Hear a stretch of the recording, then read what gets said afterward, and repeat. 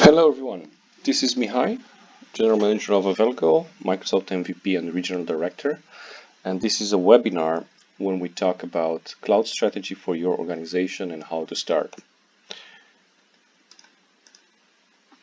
As I mentioned before, my day-to-day job is to manage Avelgo, which is a Microsoft partner.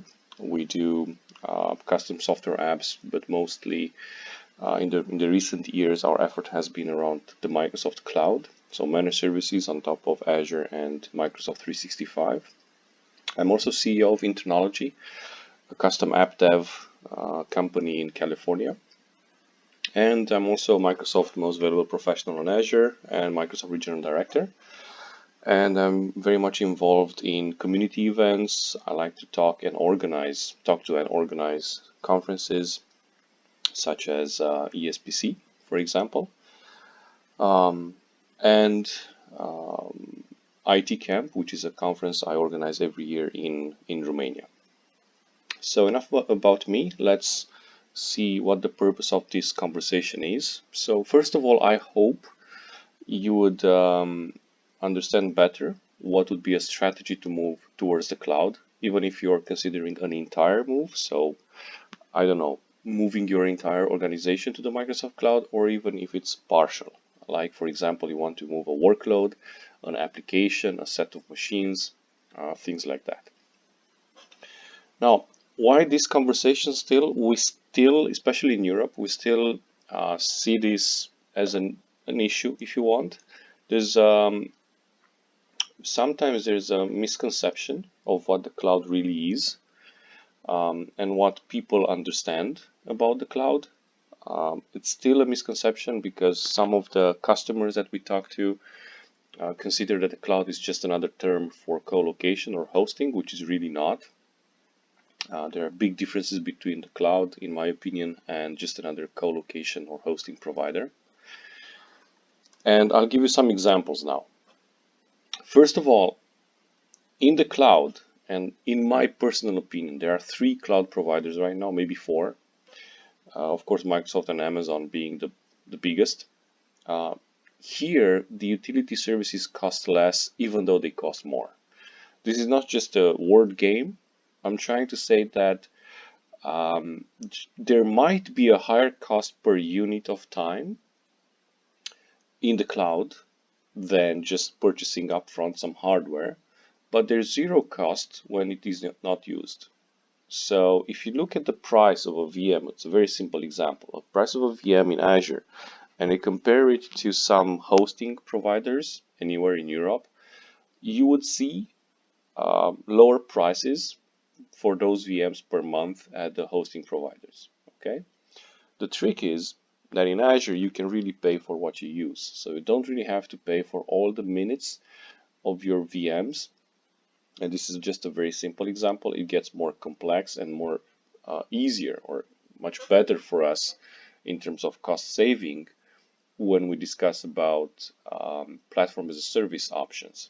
So in general, we could say that the cloud can be much cheaper for us, depending on how we use those services and if we do the really good thing or the technical things in order to pay as much as we consume. There's another big difference. On demand is better than prediction. For every solution that you design, that you deploy somewhere on the web, it's very hard to estimate your load, how much infrastructure you will need 6 months, 12 months, 2 years from now. It is much better to be able to scale up or down immediately on demand. And that's what the cloud offers us. There are lots of auto scaling options. There are lots of features which allow us to scale on demand automatically based on some definitions, on some constraints that we have defined over Azure. That's another big differentiator over classical hosters. And there are other small differences, or smaller, if you may.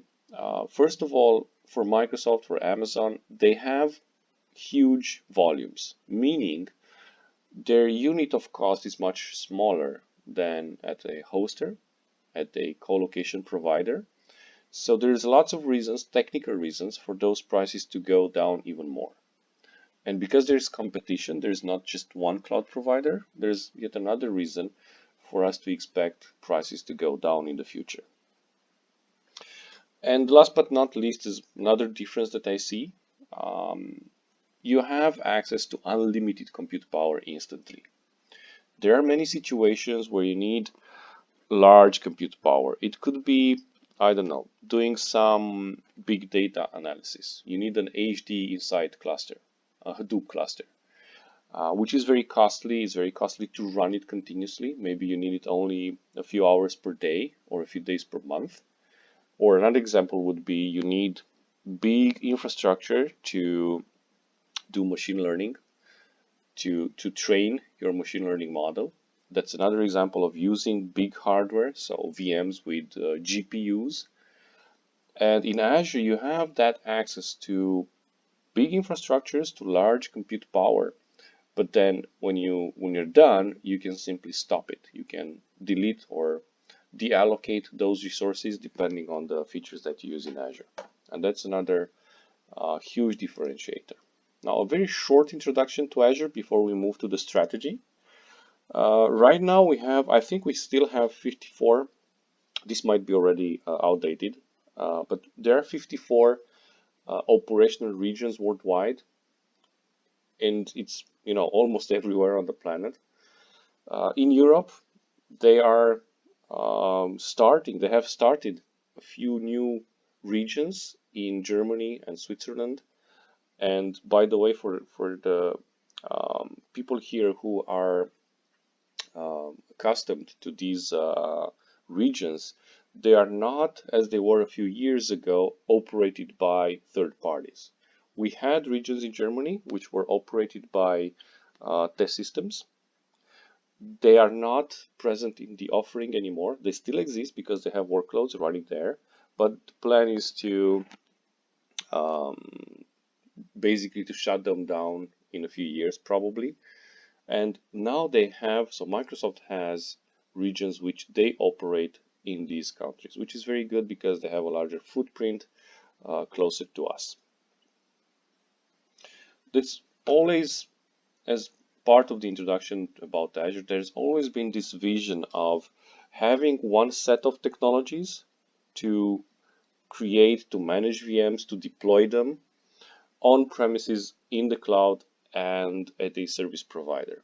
Now, the implementation of this vision would be using Microsoft Azure Stack on premises and using Azure, public Azure. What I'm trying to say here is that if you're a large enterprise and you need a hybrid design, you need a hybrid solution, and you don't want to have two different ways to manage resources on premises and in the cloud respectively, you have a solution from Microsoft. The way to manage resources, the Azure Resource Manager, it's the exact same thing, the exact same technology on premises and in the cloud. And that is very important. Now, talking about moving towards the strategy. And the purpose of this talk is how to start your strategy to migrate to the cloud. This is how we do it in my company, in Avelgo. A strategy which is, let's say, focused or based on 5 pillars, and depending on the organization that we interact with, depending on the state they're in at that moment, we could start with a different pillar, right? We could just optimize something in there, or if they're already in the cloud, we could empower them. That means, I don't know, building Microsoft Flow, Power Platform apps, or doing AI and machine learning. Or we could just simply start by defining their strategy. And the purpose of this conversation is to focus more on the first pillar with some topics which are touched maybe on the third and fourth pillar as well. So how do we start? How do we design our strategy to move to the cloud? First and foremost, we have to have this vision that is just one step. We have migrated our workload, our apps, our VMs, our data, whatever that might be. But then we need to do even more in order to really benefit out of Azure. to do better cost, to reduce our cost, to access new technologies that which we didn't have on premises, and so on and so forth. But let's say we're in the very first steps right now. We need to move something to the cloud. Now, it could be just a solution, an application or a set of VMs. Okay, that's the very simplistic examples that we could start with. There are a lot of technologies in Azure. So when you think about moving an application that maybe you have developed or there's a third party who developed it, and you want to move it to Azure, you can host that app, that code in infrastructure as code, so VMs, containers, and so on, virtual machine scale sets, for example. But you can also host that in a platform as a service. So meaning you don't have to manage virtual machines and infrastructure mostly, but you get services like app services or functions where you simply deploy your code and it runs. And it's Microsoft's job to take care of that infrastructure behind the scenes. Now, all in all, we can, let's say, simplify this comparison at a higher level between those two options. When you move something to infrastructure as a service, it's very low risk. You simply take the app as it is today. There are some virtual machines, there's a network topology, there are some load balancers, and you simply replicate that in Azure. Maybe it's not going to be exactly one-to-one in terms of the network topology, but it's going to be very close to what you had on premises. That is a very low risk move. You didn't change the architecture too much, but it's also non-optimized for cost, for efficiency. So the other way would be to change your application, to re-architect it, maybe to change the code in some places, but to start using platform as a service functionality. I'll give you a very simple example here. Let's say I have a solution which has a middleware which on premises, right, consists of MSM queues. So queues using the Windows feature for queuing, right? If I migrate them to infrastructure as a service, I will create virtual machines to host those queues, those MSM queues. If I move my solution to platform as a service and I try to be more optimized, there's a way for doing that. I can ditch those VMs. I can simply forget about them and use queuing technology from Azure, like Azure queues or Service Bus queues, depending on what I need. But that requires changing the code, changing, well, parts of the code, the ones which interact with the queue. So in the end, it could be a much more efficient way to have my application running in Azure, but it involves more work and maybe some risks as well. I have to go through testing all over again. In short, because this is not the main purpose of this conversation, if I have an app or a solution and I want to move it to Azure, there's a lot of questions which I need to answer before I do that. Is it modern or is it legacy? What's the architecture? How many things like, I don't know, session, static variables, things like that, how many of them do I use? Because depending on how old, how, how old the paradigm of writing that code is, there are some features in Azure which need more work if I want to use them. For example, if I want to use stateless apps or stateless services in Azure, then I need to change my code partially. Topology, does it change? Especially if I change my solution to use something else, so not only VMs, but also SQL databases, my topology might change. And if on premises I have two layers, let's simplify it. Let's say it's a multi-layer and N-tier application. There's the application and the database sitting on the same machine, let's say. If I move to Azure and I use platform as a service, those two layers won't be sitting on the same machine. So the requests will go over TCP instead of on the same machine. So that changes a lot the behavior of my app. and so on and so forth. I'll just mention transient faults. Whenever we use services in Azure like Cosmos DB, like SQL DB, like Azure Storage, and so on. So these services, which are delivered to us in a, just as a service, they just run. We don't manage the infrastructure behind those services. There's sometimes a risk of those services not to be available, to be temporarily overwhelmed by requests coming from other users. Even though we have an SLA, so they should be up for a certain amount of time as a percentage, and they also have a quality of service, meaning there's a certain threshold, there's a bandwidth, or there's a number of writes per second that service guarantees. That doesn't mean that the service works 100% of the time, every single moment perfectly. There might be situations when, because of other people's workloads, other people's queries, the same infrastructure that uses our or where our database sits in might be affected. So sometimes you would get some errors which are called transient, meaning they simply disappear. They're because of the environment your application sits in, and you have to adapt your code. It's a very simple thing to do. There are many ways to do that. There are libraries to do transient fault handling, but the fact is that you need to take care of that. Probably you should have taken care of that in uh, the initial solution anyway. On premises, that was a problem as well, but we, tended to forget about it on premises because we had the impression that our infrastructure is always there for us when we need it. And many other questions. How not to do it? And this is based off on my experience. We encountered this at one of our customers. A software application developed for more than 1.5 years, I think.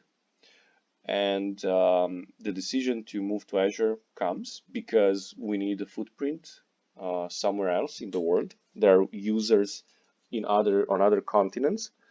The project to move to Azure is just a 3-man days task. No architecture analysis, no cost analysis, no skill set understanding, no continuous integration and deployment analysis. How does all of that change? That was not thought through.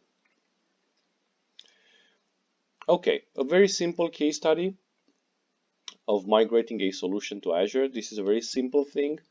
A company, a gas distributor, which had SAP working on premises, and they had a hardware crash. There was a big issue. We needed to act fast. So there was not, no optimizing, not, migrating to platform as a service or things like that. Just migrate to Azure, make it run, and do a thorough analysis later.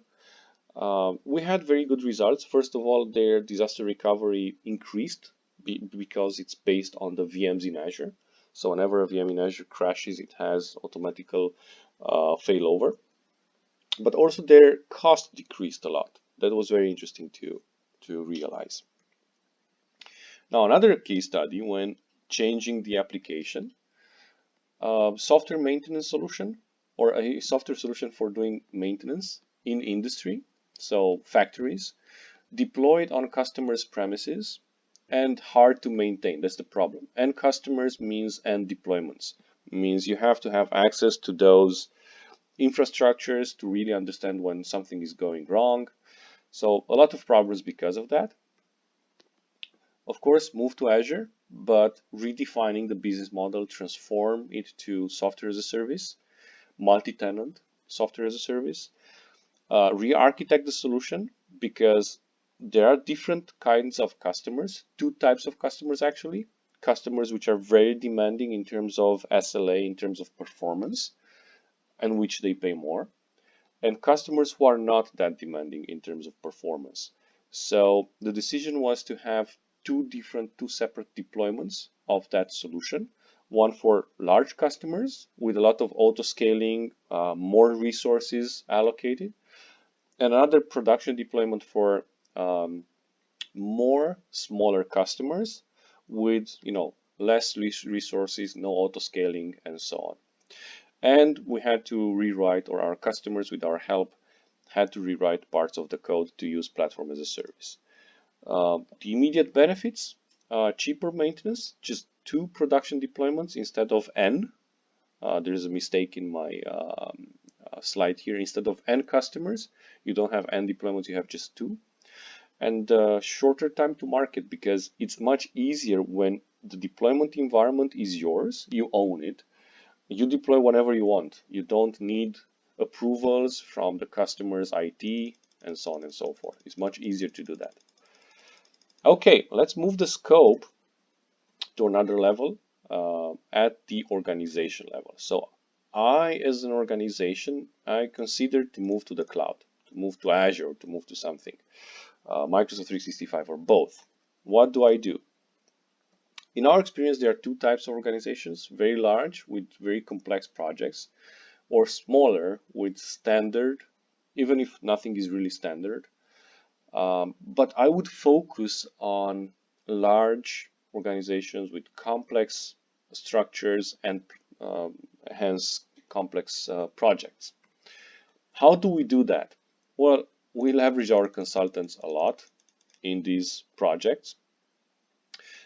And by the way, our consultants in our company are involved in many other things than just working on the projects. We do a lot of marketing, we speak at conferences, and we're also involved in doing customer satisfaction and managed services once we deliver. But that's another story. Basically, what we do is allocate very highly skilled people in order to make sure that we can do a proper migration to the cloud. Why would an organization migrate to the cloud? There are many reasons to do that. To become more efficient would be one, or it's a new company, it's a greenfield investment, access to technology, for example, machine learning, expand the total addressable market. Is just the example that I gave you before with the ISV, which redesigned their software application. GDPR, because of the technology that we already have in the Microsoft Cloud. So many other reasons could be there as well.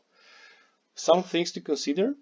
Well, this is not a simple project. It's usually a program with multiple serial and maybe parallel projects as well. It might not start from a clean state, and I'll dive into that immediately. There are other things to consider as well. Geography. If there is a multinational or company which is spread over multiple countries and continents, that's another topic. Then financials, how do they manage, how does the customer or the company manage the contracts with Microsoft? And not only that, cost reduction, governance, and so on and so forth. The initial state. Now, what we always say is that if you want to have a good experience, a successful experience in migrating to the cloud, you first need to consolidate your identity. We've seen that a lot. Companies, large companies already with thousands of users having, I don't know, AD on premises, so Active Directory on premises, having Office 365 for some users, and having Google identities, or any other combination. One of the first things to do is to consolidate identities, because that puts us into a much better position to do other building blocks later. For example, using the same identity everywhere allows you to have single sign-on in the apps. Internal apps, third-party apps, all the applications that the organization is using. Or it gets you, to easier use of the Office 365 products. You have the same account on the laptop, you have the same user in Azure AD, if they're synchronized, of course, right? It's much easier than to do other things like automation. And a very simple example would be to use Microsoft Flow or Logic apps to do something for users. I'll give you an example. I could do a Microsoft Flow or a Logic app which would look into the email inbox of a user and automatically save an attachment to a location in OneDrive if it, if it's behaving, or if it contains some strings. So based on some rules. It's much easier to do all this, so to interact between the Microsoft Flow or the Logic app, logic per se, to two APIs which come from Office 365, which is so the email and the OneDrive API respectively. It's much easier to do that. Even more, it's easier for you to do things like identity protection. So classify, label documents and the folders in OneDrive, in SharePoint, protect them, so encrypt them, and give access only to certain users or user groups based on the your internal organization structure. So whenever somebody would send a document by mistake to someone outside of the organization or who's not supposed to be able to read that document, it could be via email, it could be via USB stick or whatever the means of transportation. By mistake, a document, if it leaves the organization, it gets to someone who should not see the document. If it's already protected, they won't be able to see it because they will need to authenticate into our tenant and to have the proper authorization to read that. Now, that's only possible if you already have the identity. Again, so talking still about the initial state, which could not be clean sometimes. The VMs or the actual infrastructure.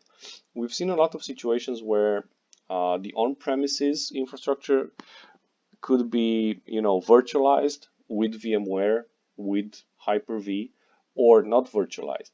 So there's a process depending on the source, on the state of the on-premises VMs.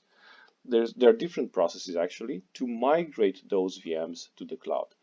And there are semi-automated ways to do that depending on the technology used on premises. This is yet another example of the initial state which could be unclean, so to speak. Another consideration would be geography. Talk about latency, data compliance, redundancy, and so on and so forth. Now, in Azure, so from Azure's perspective, they divide the world into geographies. One of them would be Europe or European Union, which are defined by geopolitical boundaries as well, right? Or data residency boundaries as well. And in geography, we have multiple regions. Between those regions, we have very small latency. Inside that those regions, we also have even smaller latency. It's very close. For example, usually in Europe, you have 40, maybe even less, 40 milliseconds latency to any region in Europe. And inside the latency, you have 1-2 milliseconds. Inside the region, you have a 1-2 milliseconds latency between the data centers of the same region. Now, in terms of resiliency, VMs in Azure have 99.9% SLA if they're a single VM. If you use something like availability sets or virtual machine scale sets, you get to 99.95, so 395% uptime. If you have availability zones, which is a new thing or newish thing introduced by Azure, it's not that new, actually it has a few years. But if you group, so you use a region and you group your VMs in 3 different zones of the same region, then you have 4 nines SLA. That's a very cool thing to use. Now, still talking about geography, there are services in Azure like data. The example here would be with SQL database, but it applies to Cosmos DB, it applies to Azure Storage. We can do geo-replication, which is basically automatic async replication to other regions than the, let's say, the primary region where we have our data. When we talk about SQL database, one of them has to be the master and the secondaries have to be readable. But in Cosmos DB, you have multi-master. We have this concept as well. So depending on the service, I just give you one picture to illustrate this. And the example is with SQL database, but it applies to many other services in Azure as well. When we talk about Office 365 and geography, we have to remember the multi-geo feature, which allows a tenant to have the primary location, but also satellites on other continents, on other geographies. If the company has users on multiple continents, their data can also stay where the users are for latency reasons, for data compliance reasons. That's very important. Now, we have to be aware of the data centers locations. Azure and Office 365 are two different services from Microsoft perspective, and they are not hosted in the same data centers. It could be as a coincidence, but basically they're not. So if you look at this very simplified diagram of the interaction between users and different workloads, so users accessing Office 365, doing authentication in Azure AD, accessing some some specialized software in Azure, which sits on some VMs in Azure, you can see that there are some boundaries, security boundaries, through which the user requests have to go through. So Office 365 is a service in a location. When we authenticate in Azure Active Directory, that's actually going outside of the data center, um, and so on and so forth. Why am I mentioning this? Because from the security standpoint, you need to understand all of that, right? Another standpoint would be that not all the regions, and here we have the examples of UK regions which are still being managed by British Telecom, for example. So those third-party regions, they sometimes don't have all the services that Azure has. So that also has to be considered from the geographical perspective. There's another topic, financials, or cost, governance, and so on and so forth. There are many things here, and I'll try to go through them as clearly as possible. So there are multiple contracts, multiple ways to buy Azure. There's pay-as-you-go, so you purchase from the website. There's enterprise agreement, there's CSP. I'm just focusing on the most important things. The biggest tool, or the most important tool for an organization to choose from. So EA, enterprise agreement, versus CSP. In general, we don't recommend organizations to have both. Even though it sounds logical sometimes, because EA has some advantages and CSP has some other advantages, it becomes very complicated if you want to manage those two simultaneously. So both EA and CSP. EA is usually designed, or has been designed, for large contracts with upfront payment, with some discounts, not that big anymore, and with real-time consumption cost visible for the customer. But it has been designed such as the customer, so the Azure client, manages the tenant, the subscriptions, and so on and so forth. CSP has been designed for managed by partner scenarios. That was the original design, right? With no minimum upfront payment, you pay as you go, you pay per month exactly what you consume, with discounts available. So now, from the pricing perspective, there's no real difference between CSP and EA. I would say that CSP can be more cheap sometimes, but with some drawbacks. Like, for example, the customer doesn't see their consumption in the Azure portal in real time, which they would be able to see in enterprise agreement contracts. Now, there are other tools, other ways to do that, and we as a partner or as a managed services provider for our customers always provide them the service so they can see their real-time cost, but it's not in the Azure portal, it's in another tool. So what does managed services or a managed services provider mean? And we call it peace of mind in our company. This is another thing that you as a company, when you migrate to the cloud, have to consider. How do I do migration to Azure? Is it a greenfield project, or do I have to migrate? What kind of contract do I have to choose from? And so on and so forth. But mostly you have to consider governance, managing those contracts, managing those workloads. That's a very uh, complicated thing to do. Now, when we talk about Azure governance, one thing which happens very soon in large organizations, if this is not addressed from the beginning, the Azure subscriptions will be very messy. Everybody will have access everywhere. You will have no proper, let's say, security boundaries, no proper cost control mechanisms. So all of that is a huge risk, and it usually happens very fast in large and complex organizations. What can we do? Well, Azure provides us with a lot of tools, a lot of mechanisms to better or to properly organize those resources. We have accounts, we have subscriptions, we have management groups, so ways to group subscriptions which are similar. I'll give you an example. We could have subscriptions for development, we could have subscriptions for internal software, multiple subscriptions.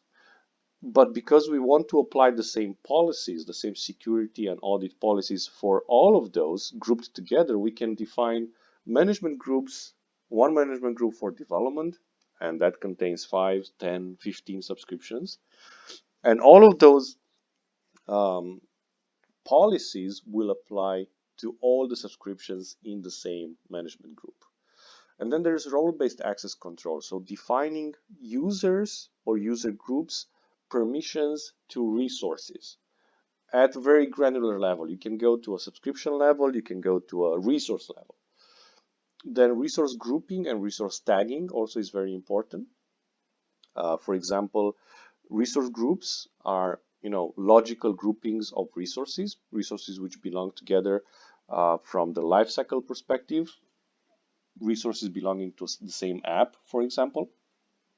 But you also have resource tags because sometimes you want to be able to see cost not only per resource group, so how does this app cost me? You would want to see how much is the cost per all my testing environments. How much is the cost for this project? Which a project could have 5 different deployments in 5 different subscriptions. So tagging is a very useful mechanism to better identify groups of resources, especially from the cost perspective. Policies, you can do things like in this subscription or in this management group, so group of subscriptions, nobody is allowed to create VMs except this particular list. Or nobody is allowed to create a SQL server unless it has transparent data encryption enabled. So a lot of um, policies to restrict resource types and to make sure that we have some technology enabled on those resources. Now, the fact is that the tooling is there, but it requires a lot of attention, a lot of knowledge, and a very clear top-down decision of grouping those subscriptions and those users and so on and so forth. So this has to be done as early as possible. Cost control, that's a very complicated topic. And depending on the way you purchase Azure, CSP or EA, you have different mechanisms. But there are multiple ways to first view the cost in a much more meaningful way. As a matter of fact, I was already mentioning it, but I'm going to rephrase it now. If you have Azure in Enterprise Agreement and you are able to see the cost in real time in the Azure portal, that's good. But the cost that you see is grouped by resource type. You will see cost for VMs of type F4S or whatever, or cost per SQL database premium. But you won't be able to see costs grouped in a meaningful way. That's something somebody has to do, right? Based on tags, based on resource groups and the things that I mentioned before. Now that's cost viewing. Cost control is something else, which is applying some mechanisms, some policies to make sure that people don't over create resources if they're created, You make sure you delete them, you deallocate them when they're not used. And there are lots of mechanisms like automation, Azure functions, to do that. That also has to be done. Now, the things that are happening today, because I mentioned EA and CSP as mechanisms to purchase Azure. This is the old view. I would call it a traditional Microsoft licensing view. So there are different channels, EA, CSP, WebDirect, that's pay as you go, where customers can purchase Azure through. This is the old view. The new view is changing to this. It's going to be, even if it's different channels, a single portal, a single contract that the customer will sign with Microsoft. So that's changing a lot, meaning we won't be discussing about EA versus CSP as much, right? In terms of from the customer's perspective and from the governance perspective, we will talk about, the same contract, the same portal, the same tooling to do billing, to do cost views, cost control, and so on and so forth. So this is all great.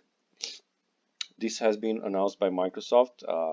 I think the new deadline is November 1st to have this new customer experience rolled out to Azure. So it's coming very, very soon.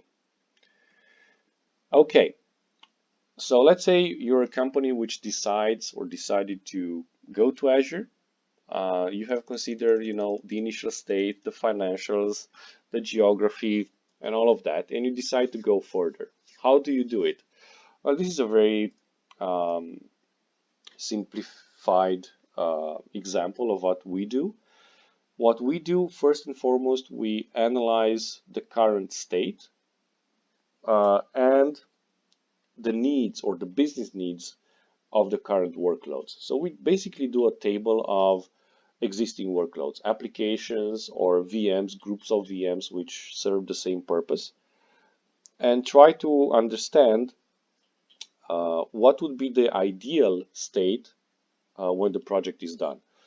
Will we want those systems in Azure or not? Will they still be on premises or not? What's the priority to go there? And what is the business need? I mean, for this application, do I need more scalability? Do I need more performance?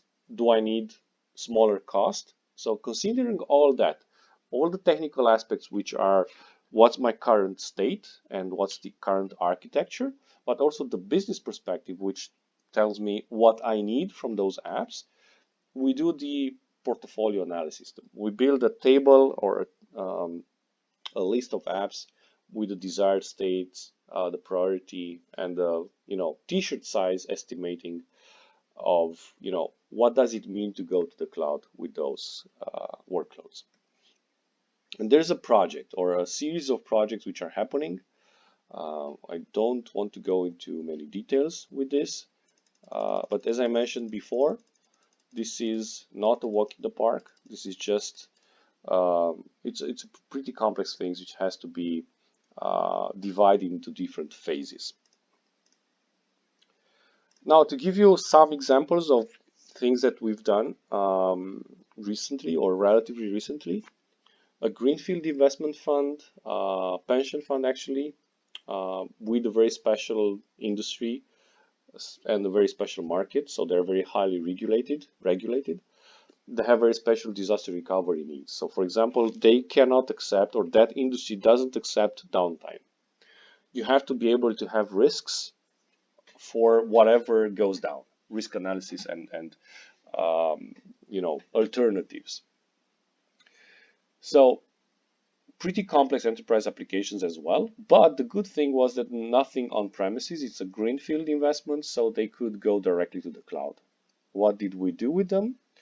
Everything as a service, from phones, laptops, servers to software, and everything as a service in a cost per user per month. Everything in Microsoft 365 and Azure. So the financial applications that they need to run, their big data analysis tools they need to run, they're all in Azure, and their collaboration tools, of course, Microsoft 365. And the results were pretty cool extremely fast go-to-market. So we were able to do that very, very, very fast and much better disaster recovery based on what the Azure functionality provides us. And also we used third-party tools for, you know, failover in the case when, Exchange Online is not working or SharePoint Online is not working.